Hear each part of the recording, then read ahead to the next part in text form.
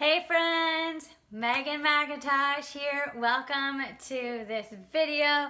Thank you for joining me today. We are going to be talking all about getting clients. And so if you're wanting to get clients, you're wanting to get more leads, this is going to be a live stream that's really going to shift your thinking around that.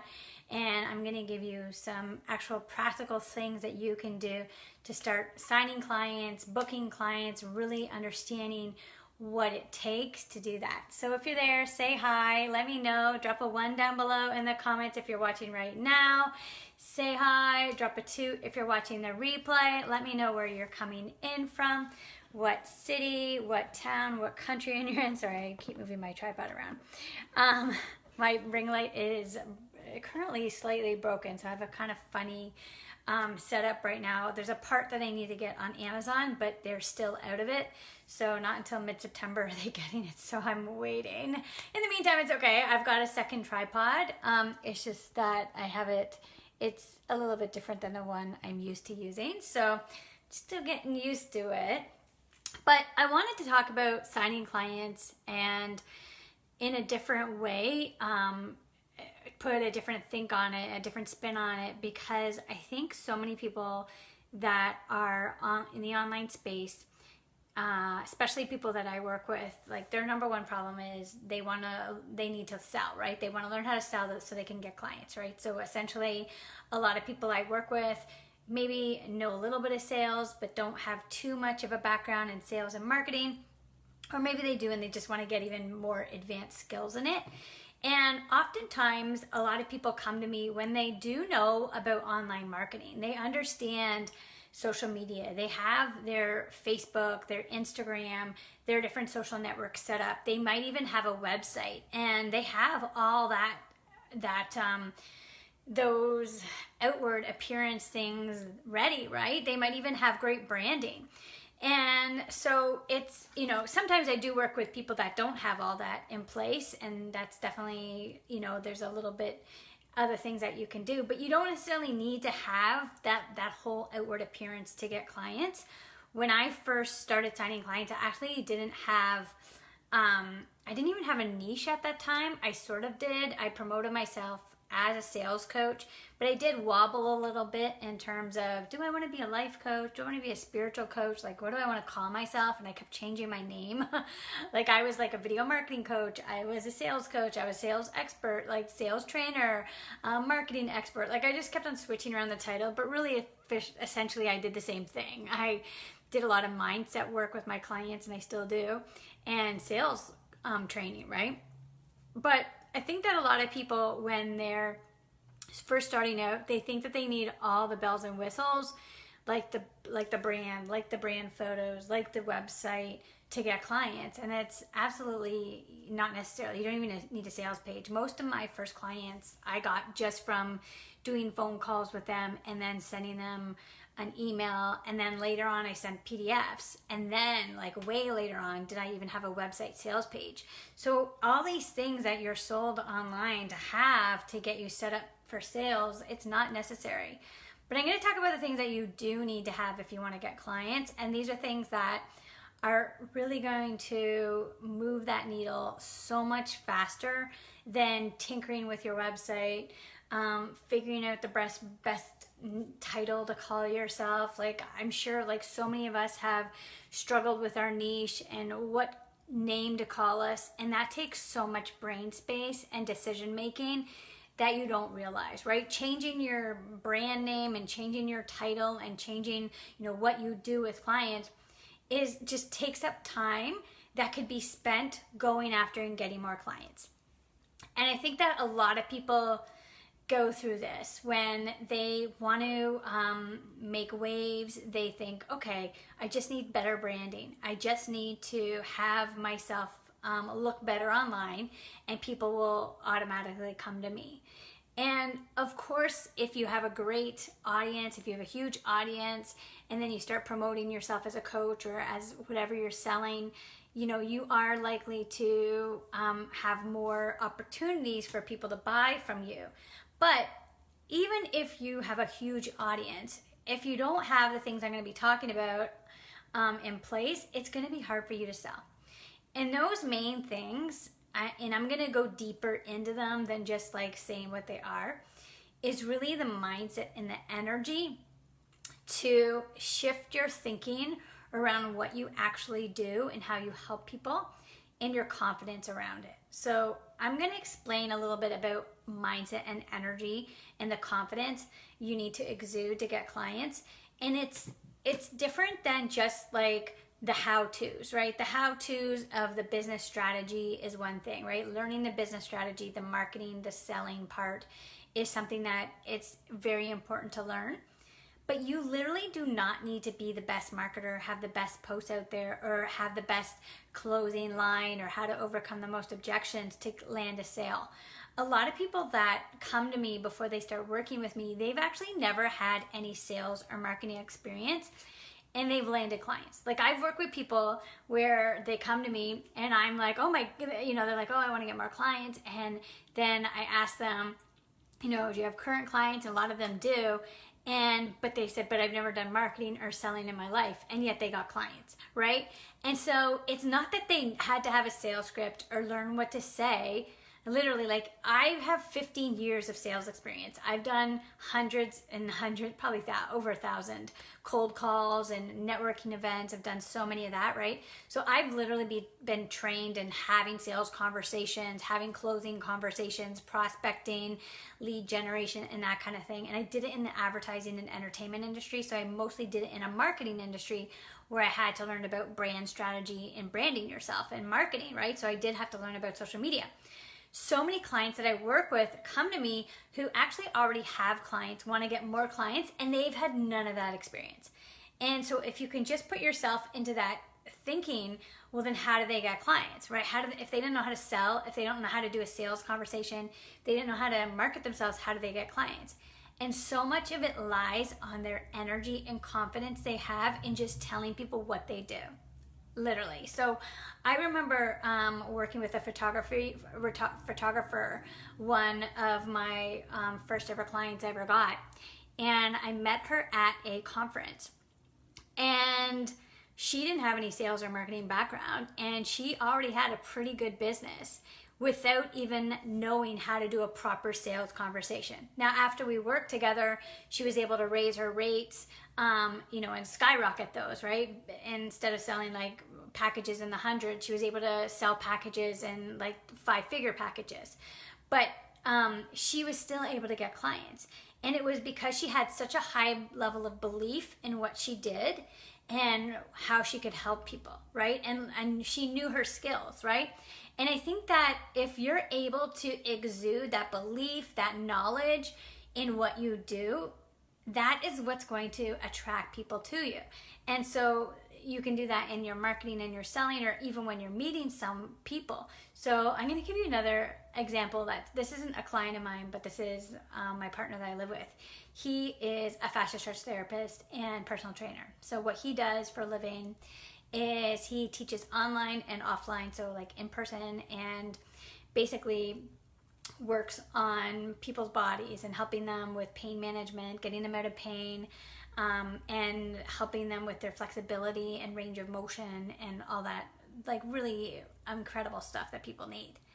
And the way he sells is literally anybody that he meets, he tells them what he does.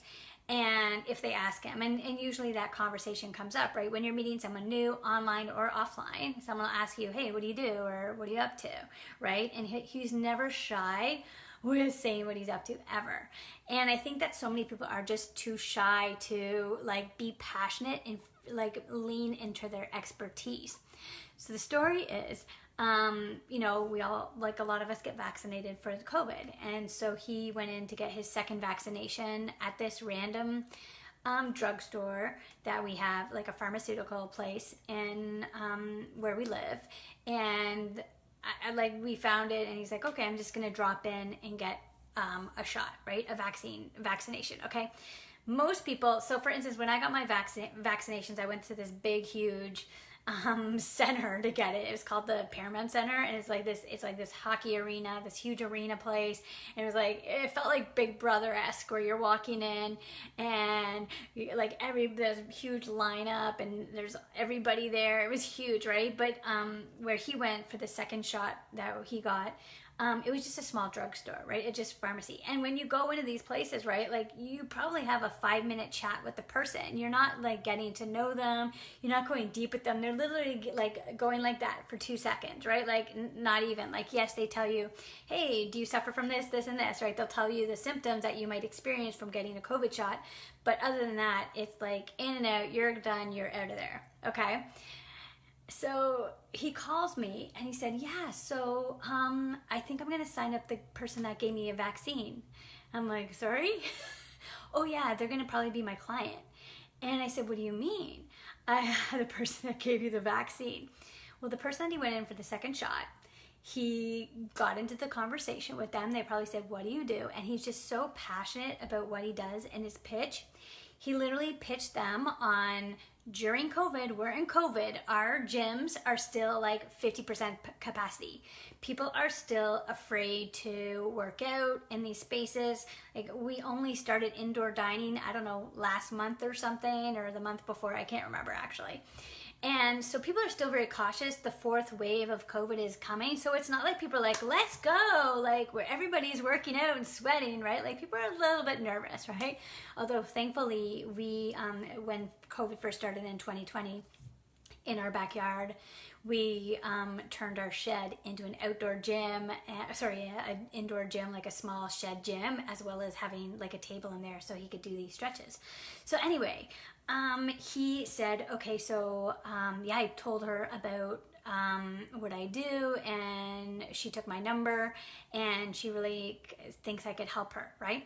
So during that like 5-minute shot time, she probably asked what he did. He was so passionate about it, figured out what her issues were, her problems were, like what her pain was going through, because a lot of things that he works on is pain, and he would have been like, oh, I can totally fix that. I can totally help you with that, because he has helped so many different people with different types of things. And so she was sold. And so, you know, what happened is then, I don't know if he was following up with her or the other way around, but I think there was a couple like calls where she made an appointment, and then here's another thing. She made an appointment and then canceled, and made another appointment and canceled. Anyway, it got to it where, and she ended up getting, doing one session with him and then booking a package of sessions, right? And it's just like, it just shows that if you are willing to meet a complete stranger, be passionate about what you do, and actually figure out how you can help that person, because now he says, oh, but I think her husband wants to do it too, because she did the session, she booked a whole bunch of other sessions with me, and now she says that I could also help her husband with his complaints about his body. So this is someone that is like very passionate whenever they're talking about what they do. And so I want you to think about that. You do not need to have the best marketing. You do not need to have the best sales skills or like be following a script. You just need to know what you do. Tell someone that you do that whenever you meet someone or online, and have that passion and that belief and confidence in yourself when you're telling them about your service and how you can help them, right? You really need to hone in on, hey, talking to them, figuring out who they are. Do they have the problem that you can solve, right? And that is literally what selling is. Sales is basically solving someone else's problem. And in a sense, closing a sale is being able to be more certain that you can solve the problem than they are not being able to solve it, right? So you have to like overcome their uncertainty that you can't solve their problem. That's basically what sales, it's service, and there's different ways to say what selling is, and inspiring someone to buy and inspiring someone to believe in you and believe in themselves is, there's so many different definitions of sales. I could go on and on, but really you have to have, I always learn this in sales, you have to have more conviction and more belief in that you can solve their problem than for them to stay where they are. They have to believe that you can actually solve their problem before they're going to buy from you, right? If he went in and he said, oh yeah, I do fascia stretch therapy and I'm pretty good, and I'm like, and that was it, she wouldn't know about, how he can help her. But if she's saying, well, what is that? And then he's like, well, if you have this kind of problem, this kind of problem, this kind of problem, I can help you with that. And then she might say more things, and he has to be completely certain about what he does, okay? And so this is the key, is having that energy, having that mindset of belief, and consistently believing in yourself and knowing what your skills are and what problems you're solving. So for me, whenever I am pitching someone or telling someone what I do, like, I'm anchored in solid belief that I'm one of the best sales coaches and trainers, like, in the coaching industry. And that's, like, not just because of practice, not just because of, saying affirmations about coaching and I'm a great coach, that kind of thing. But it really comes in, practice of what you do and your results that you give people, but also knowing, like, in your gut that you're the best at it, in your gut that you're trained in it, in your gut that you know what you're talking about. And if you can go about consistently building that belief around what you do to make it like 100%, 110%, you're really going to have a better chance of selling to someone. But if your belief in what you do and you're still like, oh, I don't know if I'm this niche, or I'm not sure if I want to title myself this, or I'm not sure like what I do, that's why it's harder for people to be attracted to what you do if you're not solid in how you help people.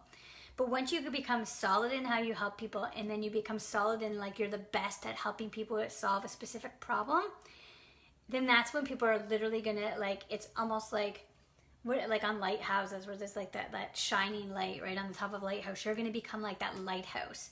People are gonna see you shine brightly. They're gonna see that you have such total belief in yourself, and you're gonna have that energy to show up in a way where you know that you can help someone. Right? Like, so that's why I think it's really important when you're trying to, get more clients, is consistently look at where you are in terms of your belief level of what you do, your belief level of how you solve problems for people, and your ability to solve a specific problem. And so I think that, there's so many business coaches out there, there's so many coaches out there, there's so many people that specialize in different things. And I think a lot of us get caught up in, well, I'm trying to figure out my niche, and I'm got to do all that work and brand strategy and all that work before I land a client. Sometimes it's actually just as important to actually practice coaching and getting clients, even if you're not 100% in knowing that what your niche is. So let me just give you an example. So for instance, when I first started coaching and getting clients, I just chose a title and went with it, and knew I could help people with specific things. Knew I was really good at helping people get clients and helping people, like, learn how to sell, right? I just knew those things very easily because I'd done them for 15 plus years. I knew how to sell. I could teach people how to sell. I trained sales teams. I'd gone into companies and trained other people's sales teams. So I wasn't afraid to showcase myself as someone that knew sales inside and out. And I think that if you're just starting off in your business or in your consulting or whatever you're doing, you may feel hesitant to, tell someone that you're an expert in something. But what I say is just, like, know what are you pretty good at? Like, what is something that you feel good and strong about that you could train on or that you could coach on, right? And then own that, and then practice coaching with that, and getting clients with that urgency. And then if you're like, I don't like doing this, then you can always switch. But it's just a matter of, like, you're not going to get better at coaching. You're not going to get more clients if you're not just putting yourself out there consistently. Because the more that you put yourself out there, the more that you have conversations and build relationships with people, and the more that you will have rejection and also get success. Like, he could have easily gone to that vaccine the vaccine doctor, and they said, no, I'm okay, I don't want to do a session. Great. No, that's not a big deal if the person says no. And you have to start understanding that that is part of the process. Part of the process is telling so many people what you do and how you can help them. And they might not need that help, right? They might say, actually, I'm a personal trainer myself and I work out and I feel good, right? So, you know, that person, even if you tell them what you do, it doesn't mean that you're going to succeed in getting their business, but it is important still to tell them what you do. And so having this energy, having this mindset is really the way that you are going to up your level of success in getting and attracting people to you. Because then what that does is when you have belief in what you do, when you have that huge energy and excitement about what you do, you're not going to want to hold back telling people about it. And you're not going to be afraid to say something wrong, or you're not going to be afraid to like put a post out there that you don't absolutely love, right? You're just going to keep putting it out there because you're like, well, someone has to see this. You know, you have to have the energy of like, everybody needs to see this. Like, oh my gosh, if I'm not putting offers out there, people don't know how I can help them and they need this, right? And so when you start building that belief and that energy, what happens is your brain is like, this is what I do. This is what I do. I need to tell more people. But if you're constantly like worried and not sure and not building that belief in yourself about what you do, you're going to be doing other things rather than putting yourself out there, rather than meeting new people, telling people what you do and getting out there. You're going to be instead doing things like playing around with your website copy, deciding the new opt-in, doing admin stuff, doing things that aren't moving your business forward. The things that move your business forward are basically marketing and selling, getting yourself out there, meeting a lot of people, networking with people, and just putting your thought leadership out there, right? Like the thought leadership is the marketing and the sales is like the networking and meeting people. Like those are the two main things that you have to do. And then you have to do that with an overarching energy and mindset of complete belief that you're a badass, you're really good at what you're doing, right? Like just that's what you got to be doing every single day, is putting your thought leadership out there with your content, putting your thought leadership out there with your videos, with your belief and with that urgency. And then selling is like, hey, who hasn't heard from me today? Hey, should I reach out to someone? Should I message someone? Should I go to this event? That kind of thing, right? Like, or if you don't want to be the one selling, get someone else to do that for you, right? You can hire someone to do engagement. You can hire someone to reach out to people. You don't even, you know, if your marketing is really good, I'm not saying that you don't have to sell if your marketing is really good.